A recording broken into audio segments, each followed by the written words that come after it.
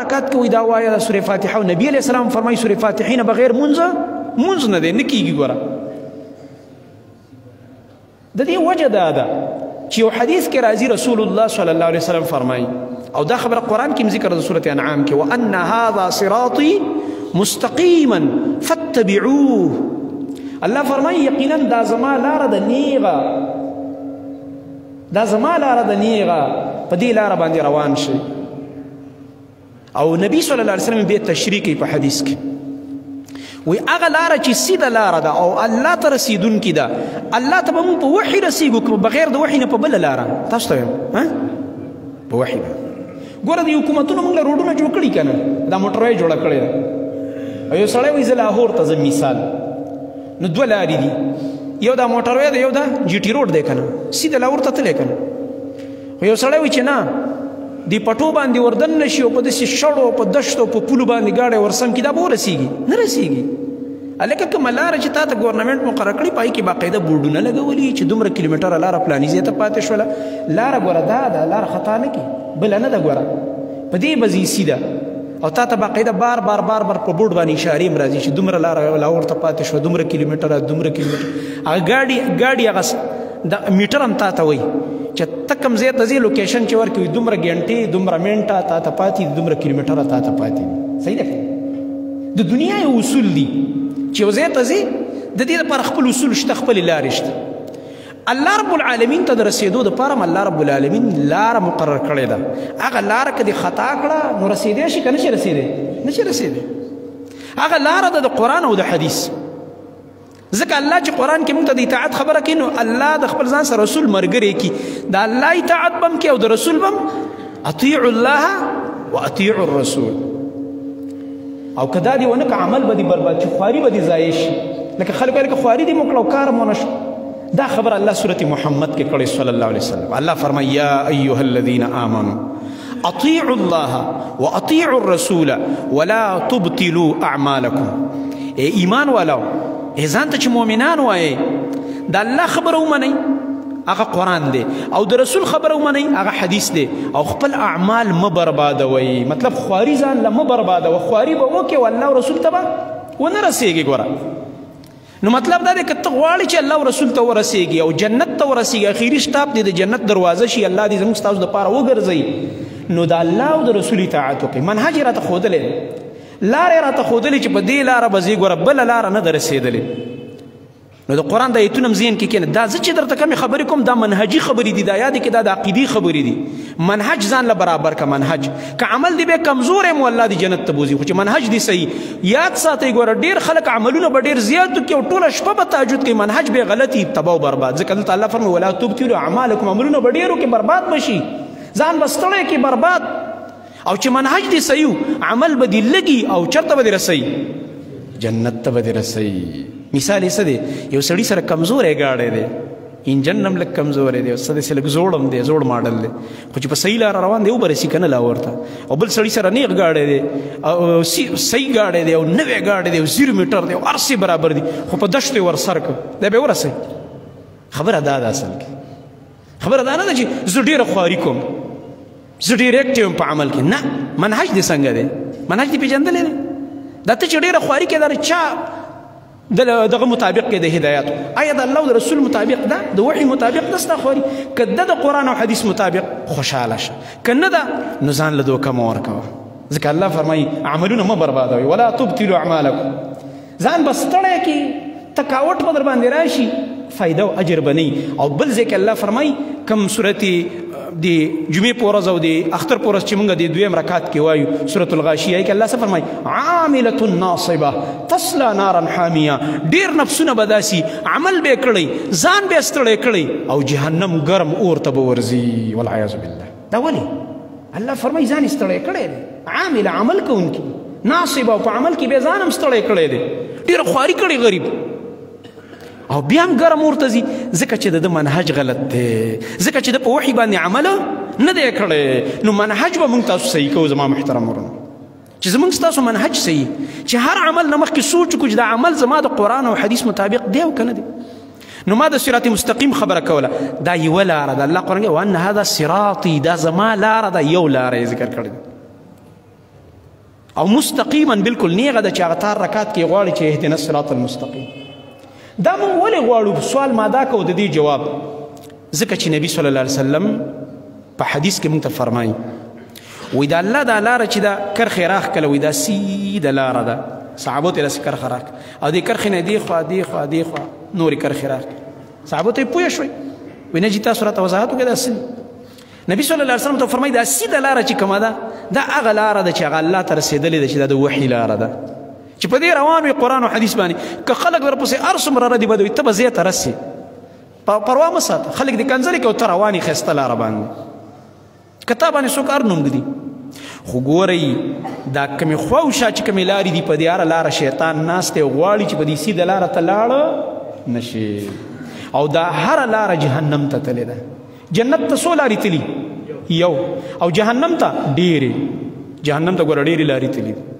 دا یهودیت دی، دا نصرانیت دی، دا هندومت دی، دا شرک دی، دا بدعات دی، دا فسق و فجور دی، دا ظلمونه دی، فلان دی، غلط منهج دی، غلط نظریات دی، غلط فکرونه دی، غلط عقاید دی، دا مختلف نظریات د قرآن او حدیث خلاف فکرونه دا ټول هغه ګډې وډې لارې دي چې نبي علیه السلام ورته اشاره کړې چې ګوره خیال کوه دې صحیح منهج نه خوا دې خوا نشي. او دغه خبر الله قرآن کې هم کوي موږ ته. الله رب العالمین فرمایي چې ګوره تاسو په دې سیده لاره باندې ځئ او د دې سیده لارې نه هم چېرته شیطان وانه نړئ فتفرق بکم عن سبیلي. ګوره بیا به د دې سمې لارې نه واوړئ. ګوره ولا تتبعوا السبل فتفرق بكم عن سبيله. الله رب العالمین فرمایي د دې یو لارې تابعداري کوئ چې کومه درته ما په وحي را ښودلې ده. او ولا تتبعوا السبل ګوره سبیل د الله لارې یو ذکر کړي او د خلاف لارې ډېرې ذکر کړي. سبل جمع ده. ولا تتبعوا السبل او دا نورې چې ډېرې لارې اورئ دا چل دی او دا چل دی او هغه مسلک او دا فرقه او دا فرقه واریت روان دی مسلمانانو کې دا جنګونه او لانجې او جګړه یو وایي زه په حق بل وایي زه په حق. موږ وایو نه موږ به منهج ګورو. د شغبار سړی دا وکړي زه ښه سړی یم. نه الله فرمایي په دې ډېرو لارو مه ځئ دا خوا دې خوا لارو باندې فتفرق بکم عن سبیلي. د دې سمې لارې نه به دې ودنګئ د دې سمې لارې نه به دې واړئ په عجیبه عجیبه نومونو باندې. نو موږ ته الله رب العالمین سیده لاره ښودلې. نو صحابه کرام رضی الله عنهم په دغه سیده منهج باندې روان خلک. نو موږ حالات د صحابو بیانول. نن موږ حالات بیانو د عبدالله بن مسعود رضی الله تعالی عنه. د نبی صلی الله علیه وسلم زوړ ملګری ډېر یو انتهایی په قرآن او په تفسیر کې ماهر او د رسول الله صلی الله علیه وسلم یو بهترین طالب العلم او احادیث یادونکې چې تقریبا د دنه 848 احادیث د دنه نقل لي. اوس دا 848 احادیث چې راجمع کړي که نه په یو کتاب کې ولیکي نو د دې 848 احادیثو نه به په زرګونو مسلې راوځي. په یو حدیث کې څومره مسائل پراته دي او څومره فایدې پکې پرتې دي. او دا هغه صحابي دی چې متفق علیها روایات چې هم امام بخاري راوړي هم امام مسلم دواړو په اتفاق کړی. متفق علیه روایت دی ته متفق علیه حدیث کنه چې امام بخاري امام مسلم دواړه راوړي. هغه څلور شپېته دي 64 هغه حدیث چې امام بخاري امام مسلم دواړو په اتفاق کړی او را نقل کړي. او په دې کې چې صرف امام بخاري راوړي او امام مسلم نه دي راوړي هغه پکې 21 دي. او چې صرف امام مسلم راوړي او امام بخاري نه دي راوړي د دنه هغه 15 دي په خپل سند باندې. ځکه کم محدث ته چې په کم سند حدیث رسېدلی هغه را نقل کړی دی. ځکه چې دا مسله د سندونو تاسو ته پته ده چې دا ډېره مهمه ده. نو دا د رسول الله صلی الله علیه وسلم هغه صحابي دی چې په ځوانۍ کې ایمان راوړ. د تاریخ چې وګوري یا به د 18 او یا به د 13 کالو کم و زیات دسي د دې عمر به و چې د ایمان راوړی په رسول الله صلی الله علیه وسلم. د مکې یو عادتو د مکې د خلکو چې هغوی به په هر نوجوان به د دې خلکو د مکې د دې خلکو ګډې بیزې به یې سره ولي یا به یې خپلې سره ولي چې خپلې به یې هغه به یې سره ولي که نه د بل چا به یې سره ولي په تنخوا باندې. ځکه غربت و هر سړی خو دومره مالداره نه و نو چې کوم سړی به مالدار و د هغه به ګډې چیلۍ وي نو د بل به ورله په پیسو باندې سره ولي. نبي صلی الله علیه وسلم خپله سره ولي دي. رسول الله صلی الله علیه وسلم فرمایي هر پیغمبر چې دنیا ته راغلی هغه ګډې او چیلۍ سره ولي دي. ځکه دې سره عاجزي راځي په انسان کې.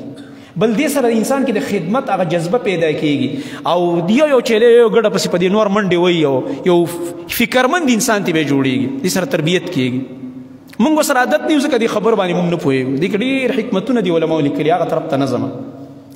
نو عبدالله ابن مسعود رضی الله تعالی عنه دا د مشهور مشرک چې نبی علیه السلام سره ډیر ظلمونه کړي هغه ظالم د هغه چیلې به سره ولې وګړي عقبه ابن ابي معيط چې نبی علیه السلام له په مرۍ مبارکه کې یو وخت صادره مچولې و ظالم او بې تاوه د نبی صلی الله علیه وسلم هغه سای بنده کړی و هغه بدبخته چې یو ځل په نبی صلی الله علیه وسلم باندې لاړلو او د مکې یو قوم اوښې حلالې کړې وې د هغې هغه کلمې د هغې هغه لرې د هغې هغه پریوانونه بچدانۍ هغه ګندګیانې هغې راوړې او نبي صلی الله علیه وسلم چې کله په سجده پرېوته په حرم کې دې ظالم پې په دې املا او په دې سټ ورته ټولې ګندګیانې ور واچولې او ټول بدن مبارک او کپړې د نبی کریم صلی الله علیه وسلم هغه لباس مبارک ټول سخا کړل او ګندې کړل او بیا اووه کسانو ده ابو جهل پکې او عقبه ابن ابي معيط او پنځه نورو عبدالله ابن مسعود وایي زه ډېر کمزوری وم زما پې وس نه رسېدی موږ کم مسلمانان نو ما دا منظر کتلو حدیث د بخاري کې راځي دی ارمان کې کاش کې چې زما دومره وس وی چې دا خلک ما د نبي صلی الله علیه وسلم نه منې کولی شوی دی دا ظلم وکړو او بیا په یو بل باندې ور پرېوتل او خنداګانې او بړقاګانې کولې لکه دا د لوفرانو طریقې لوفر خلک داسې کوي کار هم غلط وکړي بیا پې فخر هم کوي خاندي سنجیده سړی چې که نه اول خو غلط کار نه کوي صحیح ده که نه سنجیده باوقاره سړی او چې ویې کړي نو بیا خپه سنجیده انسان فورا خپه کېږي هلکه دا ما څه غلط کار وکړو دا خو ما سره نه ښایده او لوفر انسان سپک انسان دی به په سپک کار هم نه غورځي په غلط کار به هم نه غورځي بیا وروسته په فخر هم یادوي چې ما دا چل کړی او ما دا چل کړی او دا نبي علیه السلام ذکر کړی داسې انسان چې وایي ده ته معافي نه کېږي و یو انساني نبي صلی الله علیه وسلم فرمایي چېرته یو پټ ځای کې تی ګناه وشي خلک خبر نشي الله پې پرده واچوي دی به خلکو ته او بېګا شپې چې مونږ کوم پروګرامونه کړی بېګا شپې چې ما کوم چل وکړو دا مې کړي هغه وایي د ځان نه د الله هغه پرده اوچته کوي دا به الله سیده جهنم ته غورځوي ځکه ده په ګناه فخر وکړو د ده زړه د سره خفه نه شي دا خو ما ګناه کړې ده دا خو ما د الله نافرماني وکړله ما له خو توبه او جړا پکار و او زه لږ فخر کوم د ګناه داسې په ښایسته شوق باندې یادوي او کله کله یې لا ځان ته کیمره هم نیولي کوي به ګناه او کیمره به یې ځان ته نیولي زه خو داسې ښه کار کوم سبحان الله دا ټول په زرګونه خلک په ځان ګواه کي چې زه ګوره دغسې دغسې یم نعوذ بالله من ذلک ګډاګانې رقصونه موسیقین لوفریانې نشي به کوي سګرټ به خوله کې کشارې به خیږي او ځان ته به کیمره نیولي دا ټول مخلوق پې ګواه شي نبي صلی الله علیه وسلم فرمایي زما د امت امید شته چې عقیده د توحید شرک پکې نه او فرایض یې ادا کړي امید دی چې الله به معاف کړي زما ټول امت خو چا چې په جهر ګناه کول ښکاره او شرم او حیا پکې نه و د الله نه معاف کړي ځکه د خپله د ځان نه پردي اوچتې کړي دا خو زړور دی په ګناه باندې او مؤمن به په ګناه زړور نه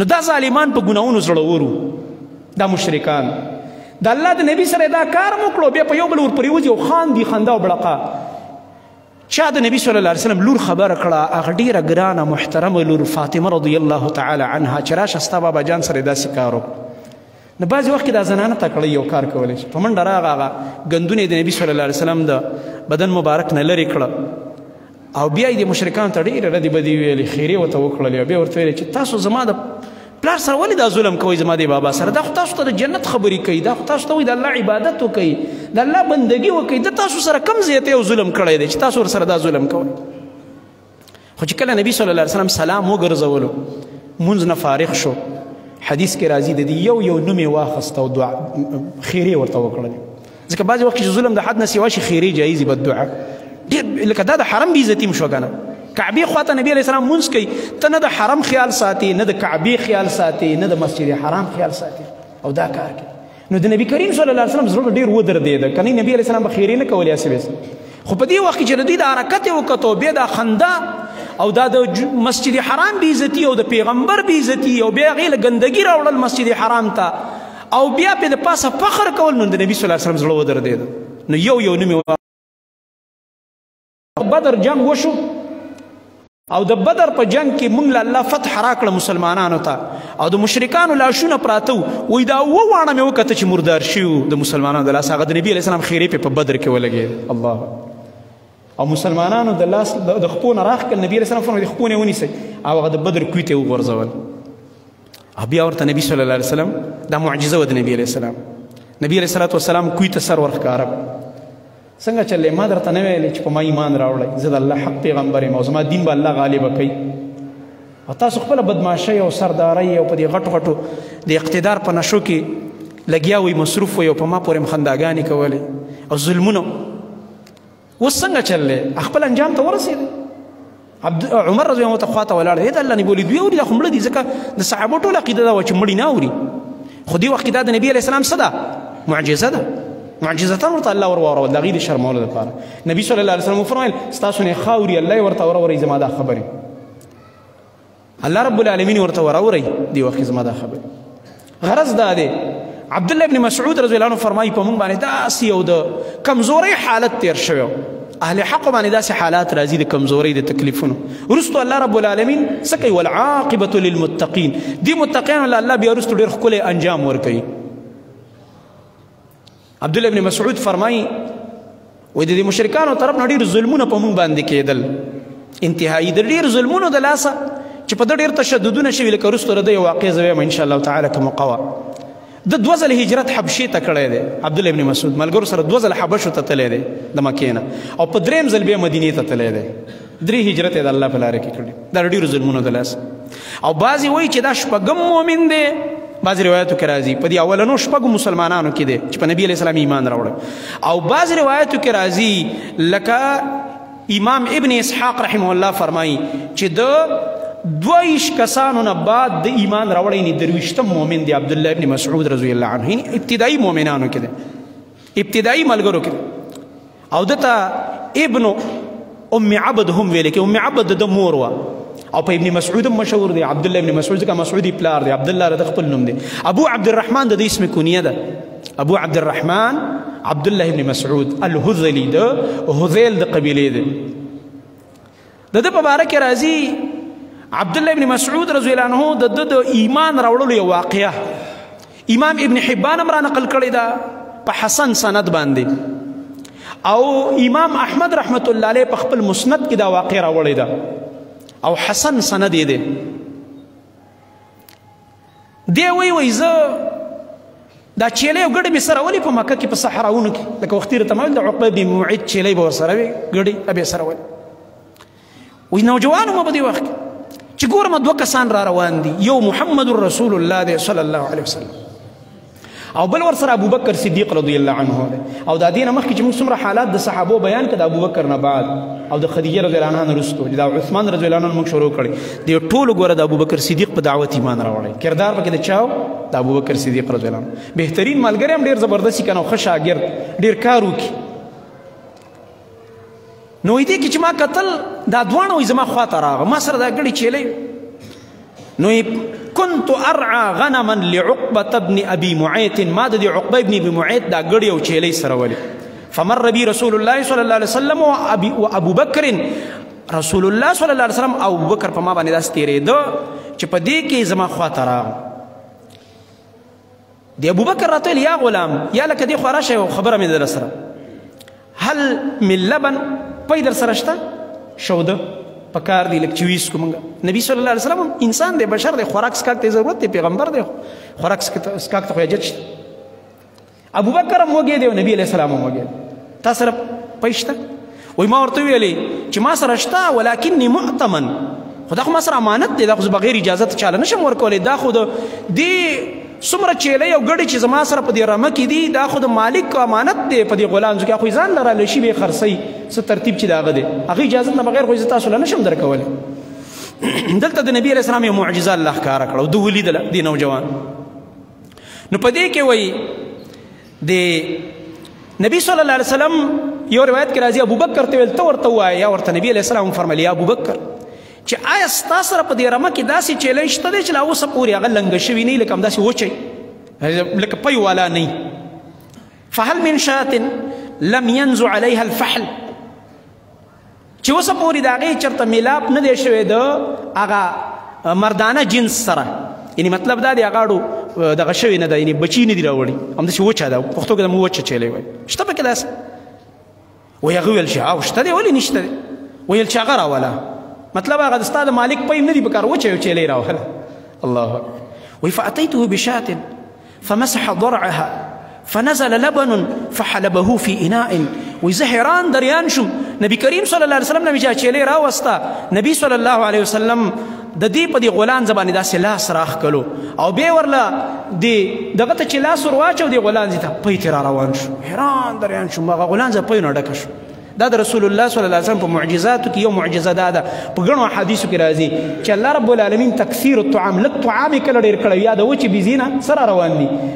پۍ را روان دي. الله اکبر. نو په دې کې وایي ما ته چې ورشه یو لوښی راوړه، هغه لوښي کې وایي دا راولشل، فشرب خپل یې وسکل نبي صلی الله علیه وسلم، وشرب ابو بکر وشربت، ابو بکر له یې ورکړه او ما ته یې راکړه چې واخله هلکه ته م وسکه. چې دا منظر ما وکتلو په دې دوره بیا وایي د هغې نه بعد نبي علیه الصلاة وسلام دې غولانځې ته امر وکړو چې بس وچه شه کښېنه، واپس په خپل حال شو، په خپل حال شو، بېرته خپل حالت ته لاړه، زوړ حالت. په دې کې وایي زه چې کله دا منظر ما وکتو ما ته پته ولګېده چې دا د الله حق پیغمبر دی. ابو بکر صدیق دعوت راکړه چې دا د الله نبي دی، نوجوان ایمان پرې راوړه، تا خو په خپله د معجزه ولیدله. نو وایي زما په دې زړه کې سخته مینه ورسره پیدا شوله، نو زه ورته حاضر شوم د نبي صلی الله علیه وسلم خدمت ته. و چې کله راغمه ثم اتیته بعد هذا، دین بعد رسول الله صلی الله علیه وسلم خواته راغمه او ما عرض کو یا رسول الله علمني من هذا القول، بل روایت کې راځي علمني من هذا القرآن، دا پتا باندې چې کوم قرآن الله نازل کړی دا راته وښایه. ګوره اوس الله دې طالب العلم جوړوي، ناشنا خبر علم پسې راغی، د علم شوق یې په زړه کې پرېوت، او د چا په زړه کې چې د علم شوق پرېوته دا الله اوچتو مرتبو ته رسوي. ځکه په دنیا کې د علم نه اوچته مرتبه نشته دی، دا یاد ساته. ځکه نبي صلی الله علیه وسلم خپل وارثان چا ته ویلي؟ تاجرانو ته ویلي، مالدارانو ته ویلي، غازیانو ته ویلي، بل چاته نه، علماو ته. ورثه د انبیاو، ورثة الانبیا څوک دي؟ علما دي. دا شعبه چې ده چې کله د علماو شعبه دا بحال وي ټولې شعبې به ورسره ژوندی، دا لاندې چې څومره د دین شعبې دي دا به هله ژوندی چې کله د عالم علم و. ځکه هغه به ورته ښایي چې دا کار داسې وکړه، دا کار داسې وکړه، دا کار داسې وکړه، چې هغې ورته ونه ښایي نو ما او تا او نور خلک په څه پوهېږو بیا. نو وایي ما ورته ویل ما ته دا قرآن وښایه. وایي ما ته نبي صلی الله علیه وسلم څه ویلې دعا یې وکړله او په سر یې راله لاس راښکو، فمسح رأسي وقال رحمك الله فإنك غلیم معلم، الله دې په تا رحم وکړي، ته داسې هلک یې چې تا له به تعلیم او علم د دین درکول کېږي. الله اکبر. نبی صلی الله علیه وسلم دته غلیم معلم یا غلام معلم ویلی، هغه هلک چې هغه معلم دی، تعلیم ورته ورکول کېږي. عبدالله ابن مسعود فرمایي دا د ډېر ناشنا فضیلت دی، په روایت د ابن حبان کې ورسره دا جمله ده فاخذت من فيه 70 سوره، ما د نبی صلی الله علیه وسلم د خولې مبارکې نه 80 سورتونه د قرآن یاد کړي دي، نبی علیه السلام نه حفظ کړی دی. الله اکبر. صحابه کرام د چا شاګردان دي؟ د نبی صلی الله علیه وسلم.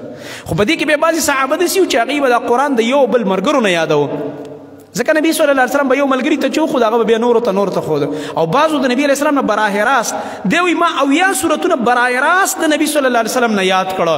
او بیا فرمایي په ما نازعنی فیها بشر، داسې مې یاد کړي چې ما سره پکې بل انسان مقابله نشي کولی او نه را سره برابري کولی شي، داسې راته پته ده. ځکه بل حدیث کې راځي عبدالله ابن مسعود به فرمایل وایي ما ته الله تعالی په ما دا نعمت کړی دی، دا د فخر او د تکبر خبره نه، الله چې په چا نعمتو کې راښکاره کول پکار چې ما ته د قرآن کریم د هر آیت په باره کې دا پته ده چې اين نزلت وفي من نزلت، دا آیت په کوم ځای کې نازل دی هغه ځای م راته معلوم دی، او د چا په باره کې نازل دی دا م راته پته ده. داسې علم الله دله ورکړی په دې قرآن کې، الله رب العالمین ناشنا مهارت دله ورکړی. او د ده په باره کې راځي اول من جهر بالقرآن، دا د کمال دی، اول من جهر بالقرآن، اول چې چا د قرآن په چغه باندې د مشرکانو مخکې لوستل کړي هغه دا دی د رسول الله صلی الله علیه وسلم نه بعد. یو ځلې وایي داسې مجلس کې ملګري ناست، نبي صلی الله علیه وسلم موجود دی، صحابه و چېرې داسې به څوک چې هغه د مشرکانو ته د قرآن ښکاره په یو مجلس کې ولولئ چې دا د الله کلام دی، تاسو پرې ولې ایمان نه راوړئ؟ نو عبدالله ابن مسعود دا د ونې نه ورکوټی او بدن نه کمزوری نری نری پنډی وي د غریب کمزوری انسان. وایي دی راپاڅېدو چې زه ورځم، ملګرو ته چې ګوره ته کمزوری مې او چې راګیر دي که دا خو ډېر ظالمان دي، ظلمونه کوي، ډېر سخت تشدد کوي سړي. بل ملګری که ورشي نو ښه ده خو ته مو ورځه. نه نه وایي زه ورځم، دا غیرت بېل شی دی، دا د بدن سره تعلق نه ساتي چې بدن دی غټ دی وړوکی دی. وایي نه نه زه ورځم، زه ورته قرآن وایم، ځکه د نبي علیه السلام نه اورېدلی دی که نه، شاګرد دی غیرتي شاګرد. نو چې کله وی دی ورغو مشرکان راغونډ کړو په یو مجلس کې هغوی ناست وو د هغوی ډلې له ورغو او ده ورته په ښکلي انداز باندې قرآن شروع کړو. الله اکبر. زه یم دا ورته څومره په ښکلي انداز ویلی، نور خو هغوی پوهېده په عربۍ باندې چې دا څه ویلی کېږي. نو هغوی ظالمانو یو بل ته آواز کړه چې په ورځئ د هغه د محمد هغه کلام مونږ ته را اورئ صلی الله علیه وسلم.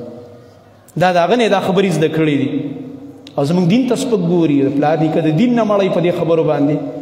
اوس هم چې څوک کوم عالم قرآن او حدیث خبرې کوي خلک څه وایي دا هم د پلار نیکه د لارې نه اړوي. عجیبه خبره ده، حیران به پاتې شي دې خلکو ته. وایي ټول پرې را شروع شو، ویې واله وایي دلته ګزارونه شروع، دلته د قرآن تلاوت شروع، هلته دې لاندې راګیر کړی وحي او دې قرآن آیتونه لولي لګیا تلاوت. وایي دومره ورله بدن زخمي که او بیا هم وایي د ده په خوله باندې د قرآن هغه آیتونه جاري و د الله رب العالمین کلام یې لوستل.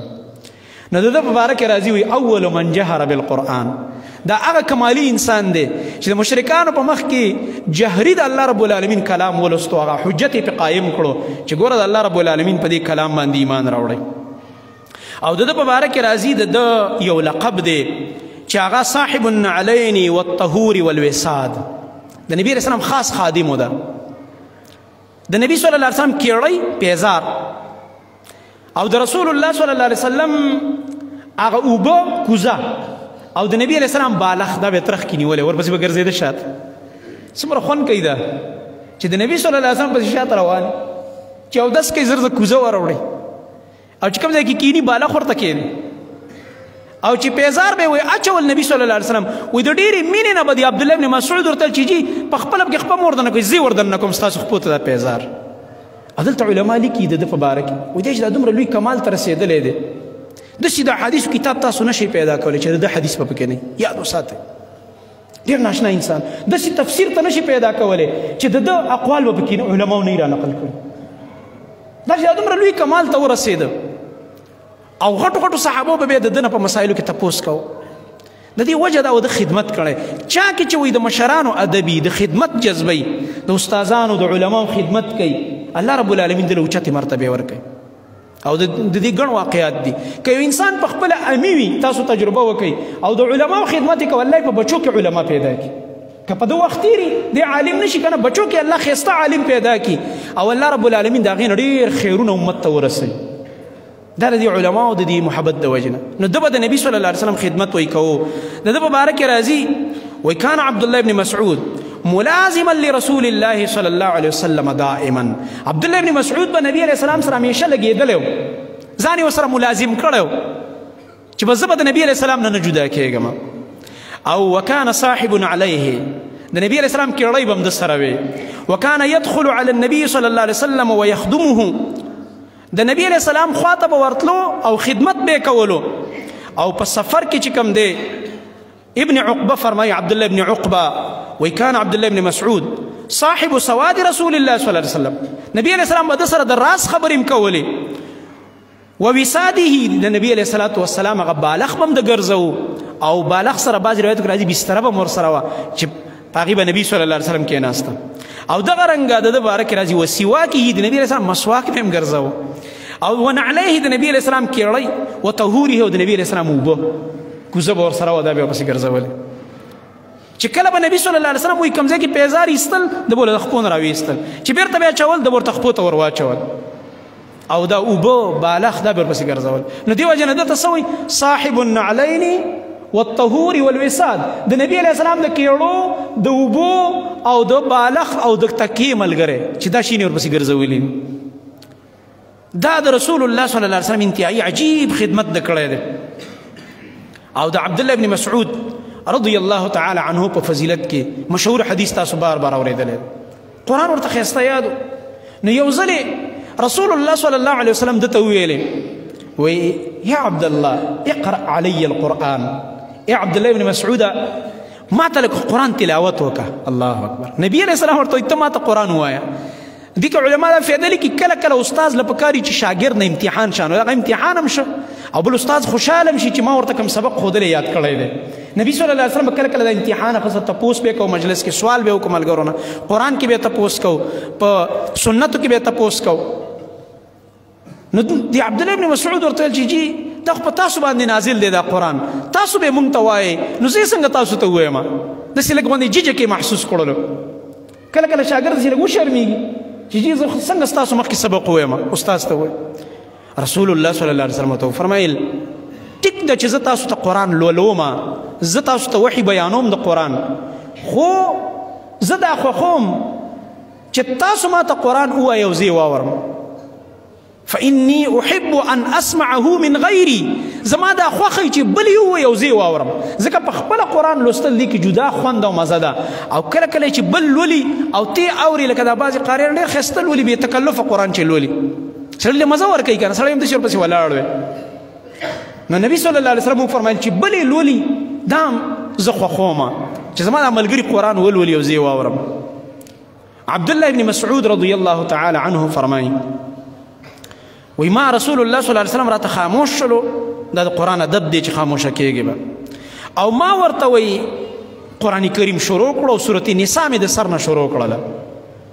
سورة النساء تلاوت مې شروع کړل وی چې کله زه دې آیت ته راورسېدم فكيف إذا جئنا من كل أمة بشهيد وجئنا بك على هؤلاء شهيدا ځکه دې آیت کې د قیامت منظر دی نبی علیه الصلاة والسلام ته الله خطاب کوي دې کې فكيف إذا جئنا من كل أمة بشهيد سرنګ به هغه حال کم منظر به په هغه ورځ چې کله به موږ د هر امت نه ګواه راولو په خپل امت به ګواهي کوي هر پیغمبر به راځي په خپل امت به ګواهي کوي چې یا الله ما دې خپل امت ته ستا دین رسولی دی نو بیا به د امت سره کومه بهانه وي نه وي چا چې د نبي دعوت نه یې منلی بس حجت پې قایم شه ګواهي پې پیش شوله او بعضې کسان که انکار وکړي د خپل اندامونه به ګواهي شروع کړي چې بالکل موږ ګناه کړی ده سبحان الله قرآن کې دا ځای په ځای ذکر دی بیا به څه کوې چې خپل بدن در باندې ګواهي وکړي ځکه بعضې وخت کې به دا مجرمان حدیث کې هم راځي دا به یا الله موږ بله ګواهي نه منو سوا د خپل بدن نه سوا د خپل نفس نه نو الله رب العالمین ولا خوله بنده کړي سورة یاسین کې هم دي اليوم نختم على افواههم وتکلمنا ایدیهم وتشهد ارجلهم بما كانوا یکسبون الله فرمایي خوله به ورله بنده کړه مهر به پرې ولګي خوله به بنده شي خبرې به نه شي کولی او موږ سره به د دوی لاسونه خبرې شروع کړي خپې به خبرې شروع کړي په هغه عملونه چې کوم یې کړي دي دا خپې او لاس به پرې ګوهي کړو او موږ باندې دا کار کړی دا شرک دا بدعت دا حرام دا ګناه دا منکر کار دا د فسق و فجور کار دا ظلم دا فلان دا بیا څه کوي خبره ختمه شوه چمړه به پرې ګواهي وکړي اندامونه وعظه دی به ووایي بل ځای کې الله بیا فرمایي قرآن کې دی به غصه شي چې کله د الله دا ژبه راکولا وکړي نو بیا خو بس مکمل پړ شه دی خپلو بدن ته به دا مجرم ووایي لما شهدتم علینا دا په موږ هم ګواهي ولې وکړه ما خو تاسو بچ کولی د اور نه دا ژبه به ورته چې دا بدن د اور نه بچ دا ټول اندامونه چمړه به ورته به جواب انطقنا الله الذي انطق كل شيء دا اعضاونه به اواز راوځي ته اوس دا مه وایه عقل ته د قرآن خبرې مه سپاره او د حدیثو بعضې سړیه چې کومه خبره د عقل خلاف راشي زر د حدیث نه انکار وکړي داسې قرآن کې هم ډېرې خبرې چې د عقل نه خلاف راځي چې دا چمړه به څنګه اواز کوي دا لاس به څنګه اواز کوي ورته دا انسان چې دا د موبایل دا شی جوړ کړی دا څنګه اواز کوي د دې غوږونه شته د دې سترګې شته د دې ژبه شته د دې غاښونه شته د دې شونډې شته زه اوس بیان کوم هلته ګوره ریکارډ کېږي لګیا دی او ته اوس لږ ساعت بس دا ولګو دا تا ته دا ټوله خبره کوي نو دا په عقل دا خبرې مه سپاره چې انسان د دې څیز نه خبرې رایستې شي الله رب العالمین زما او ستا د دې بدن د یو یو اندام نه خبرې رایستې شي یقین وکړه په دې باندې دا اندامونه به ووایي د انسان ته موږ هغه الله ګویا کړو چې هغه الله د هر څیز نه خبرې رایستلی شي انطق کل شی هغه الله د هر څیز نه خبرې رایستلی شي او ګویا کولی شي سم کړی موږ خو انکار نشو کولی ملائکو صحیفې در باندې بیلې ګواه هغه ځمکه چې تا پې ګناه کړې هغه بیله ګواه یومئذ تحدث اخبارها الله فرمایي هغه ځمکه به هم ګواهي شروع کړي چې ده پې ګناه کړی و نعوذ بالله نو دا آیت چې کله نبی علیه الصلاة والسلام واورېده چې قیامت په ورځ به په هر امت ګواه راځي وجئنا بک علی هؤلاء شهیدا او ای نبي تاسو به موږ په دې خپل امت ګواه راولو نو دې وخت کې نبي صلی الله علیه وسلم له ژړا ورغله چې زه په خپل امت چې ګواهي وکړي نو ډېر خلک به اور ته لاړ شي کنه نبي علیه السلام په دې ډېر خفه کېده چې زما د امت اور ته لاړ شي په موږ پسې نبي صلی الله علیه وسلم ژړلی دي زمونږ د غوندې بېکاره خلکو په باره کې به دعاګانې کولې جړاګانې او موږ خپل قدر ونه پېژندل نو نبي صلی الله علیه وسلم عبدالله ابن مسعود وی رضی الله عنه وی ما ته رسول الله صلی الله علیه وسلم وفرمایل حسبک الآن عبدالله ودرېږه بس نور قرات مه کوه بس و چې ما تلاوت څنګه بند کړو او څنګه مې بره وکته د نبی کریم صلی الله علیه وسلم چهره مبارکې ته مې نظر واچو فاذا عیناه تذرفان د نبی کریم صلی الله علیه وسلم دواړه سترګو مبارکو نه اوښکې را روانې دي او ږیره مبارکې لمده ده او سلګو نیولی دی قرآن کریم پې اثر کړی دی کمال دا دی سړی قرآن ولولي او جړغونې شي ورته دا هله کېږي چې تا ترجمه باندې ویلی دې وجې نه ملګري درس کې ډېر کښېنئ د قرآن درسونه واورئ چې دا قرآن دله خوند درکړي او یا یې واوري او بیا ستا داسې کیفیت جوړ شي د امت هغه حالت ورته رایاد شه د قیامت په ورځ باندې د عبدالله بن مسعود رضی الله تعالی عنه نور مختلف احوال چې ده په غزوه بدر کې کم شرکت کړی دی په غزوه احد کې کړی دی په غزوه خندق کې کړی دی په نورو غزواتو کې د شرکت کړی دی او د چې کوم نور احوال دي ان شاء الله تعالی هغه په نور خطبو کې مونږ وایو د الله رب العالمین په توفیق باندې د دې صحابه کرام رضی الله تعالی عنهم احوال دا په دې نیت باندې لوستل اوریدل او ویل پکار دي چې زمونږ ستاسو دا چې کوم بهترین تاریخ دی د صحابه کرام رضی الله عنهم د اسلام دا بهترین تاریخ دا زمونږ نه هیر نشي کم قوم چې خپل او کم هغه دین والا چې خپل د مشرانو تاریخ پرېښی دی هغه تباه شوي دي او هغه تیار شوی دی بس انګریزان به پیژني فلمي اکټران به پیژني او کلاړیان به پیژني او د ډرامو والا به پیژني او سیاستدانان به پیژني د هرې پارټۍ باندې باره کې به تبصره کولی شي خو که ته ورته ووایې چې څلور خلفا د نبي صلی الله علیه وسلم او یا د نبي علیه السلام څلور ملګري چې کوم قریب دي دا یې نومونه واخله دا وله نه ورځي که ته ورته عشره مبشره نومونه واخله هغه لس کسان چې نبي علیه السلام په یو مجلس کې جنت زیری ورکړه پیژنې نه که ته ورته مونځ تېر کړه مونځ نه ورځي که ته ورته قرآن ایت ویلی شي هغه نه ورځي زما محترم ورونو په کار ده چې مونږ د دین طرف ته ځان متوجه کړو په 24 ګنټو کې څه وخت مونږ د دې دین د زده کړې دپاره هغه مختص کړو د قرآن کریم تلاوت دپاره او د دې د ترجمې د زده کړې دپاره او دغه رنګ د نبي صلی الله علیه وسلم د سیرت د یادولو دپاره او د نبي صلی الله علیه وسلم سنت طریقې دا مونږ یادې کړو او بیا د الله نه توفیق د عمل غواړو چې الله پې مونږ له د عمل کولو توفیق راکړي اقول قولي هذا واستغفر الله لي ولكم ولسائر المؤمنين